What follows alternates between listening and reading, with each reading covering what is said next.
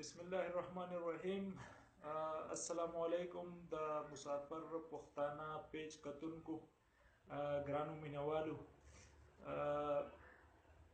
زه مظفر شاه باچا نن تاسو ته مخاطب یم. دا پیج ما په 2013 کې جوړ کړی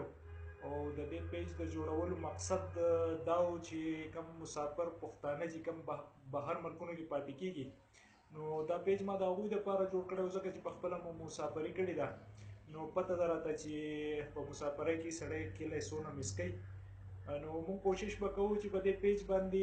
د کلي په باره کې تصویران او ویډیوز او مذاق وغیره به موږ اپلوډ کوو. خو اوس کوشش کوو چې په دې پیج باندې د مسافرو سره سره د کلي په باره کې، د کلي د اصلاح په باره کې او د دې خپل کلي د مسلو حل کولو په باره کې هم داسې څه اقدامات اوچت کو. نو په دې کې ملګرو کلیوالو ته خاص کر خواست دی چې زما سره په دې کې منډه ووهي، هیلپ را سره وکړي او کم ځای هم داسې مسلې مسایل یې د هغې ویډیوز جوړول او هغه په دې پیج باندې موږ انشاءالله خیجو. او نه صرف ویډیوز به جوړو بلکې د هغې ویډیوز د هغه مسلو مسایل حل کولو په باره کې به هم بیا موږ انشاءالله کوشش کوو او د هغې دپاره به منډه ووهو. خو په دې پیج باندې به موږ صرف دا ښایو او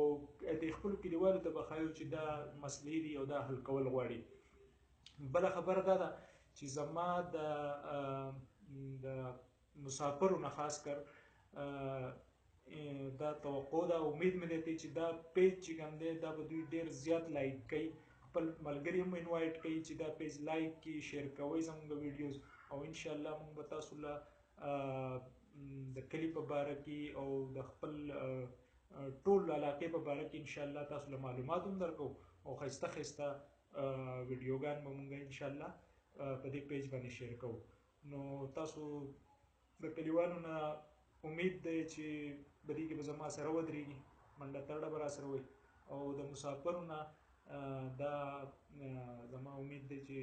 تاسو به ټول دا، بلکې زما تاسو ته اپیل دی چې ټول دا پیج لایک کوئ او شیر کوئ، زموږ ویډیوز شیر کوئ، لایک کوئ او بس همدغه یو څو خبرې وې ما چې تاسو سره وکړم. ډېره مهرباني، الله مو ښاد او آباد ساته هر ځای کې چې د الله